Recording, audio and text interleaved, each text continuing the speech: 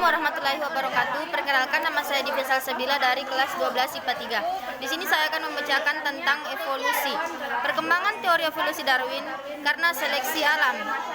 Evolusi adalah arus perubahan dalam kelompok makhluk hidup dengan perjalanan waktu. Sejak abad ke-14 bertambah banyak ilmuwan yang menemukan konsep evolusi. Charles Robert Darwin, seorang ahli zoologi dan Inggris, dijuluki sebagai Bapak Evolusi. Teori yang ditemukan oleh Darwin dipengaruhi oleh beberapa berikut. Yang pertama, pengamatan Kepulauan Galapagos. Di tempat tersebut, Darwin menemukan berbagai macam bentuk paruh burung. Yang kedua, pendapat Charles Lady dalam bukunya menyatakan bahwa batuan pulau dan benua selalu mengalami perubahan. Di muka bumi ini tidak ada individu yang benar-benar sama. Hal ini terbukti dengan adanya varian dalam bentuk satu keluarga. Setiap populasi cenderung bertambah banyak. Hal ini karena setiap makhluk hidup, suatu individu harus berjuang untuk bertahan hidup agar mampu berkembang biak. Pertambahan populasi tidak berjalan terus-menerus karena terjadi seleksi alam, sehingga hanya individu yang mampu bertahan saja yang akan berkembang biak dan dapat berlangsung kehidupannya. Seleksi alam adalah keberhasilan yang berbeda dalam bereproduksi kemampuan individu yang tidak sama untuk bertahan hidup.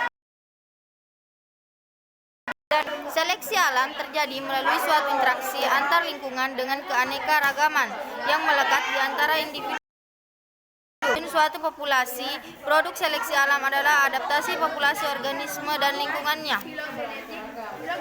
Teori intelijen desain dapat disimpulkan dalam beberapa poin berikut. Merupakan pemikiran baru berpopulasi atau berlawanan dengan teori evolusi Darwin. Yang kedua, teori informasi. Yang ketiga, teori filsafat. Dan yang keempat, teori probabilitas. Petunjuk adanya evolusi. Evolusi merupakan proses suatu arah dalam waktu yang tidak dapat diterbalikan untuk menghasilkan sesuatu yang baru dengan organisme yang lebih tinggi. Adanya lapisan bumi. Evolusi ditunjukkan oleh adanya perubahan bentuk fosil secara berangsur-angsur dan permukaan bumi yang tua ke yang muda. Fosil yang menunjukkan berbagai lapisan bumi paling lengkap yaitu fosil kuda.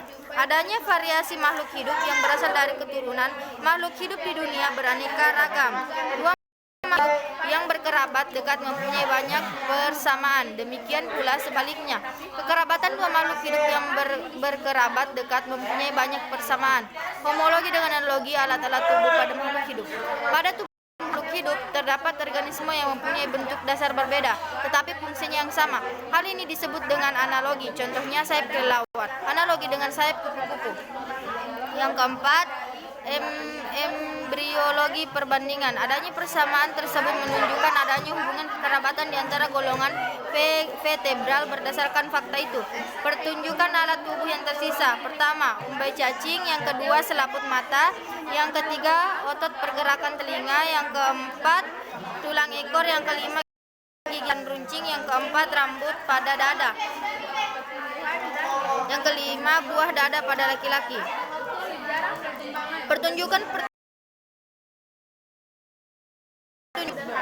Hukum Hertzberg.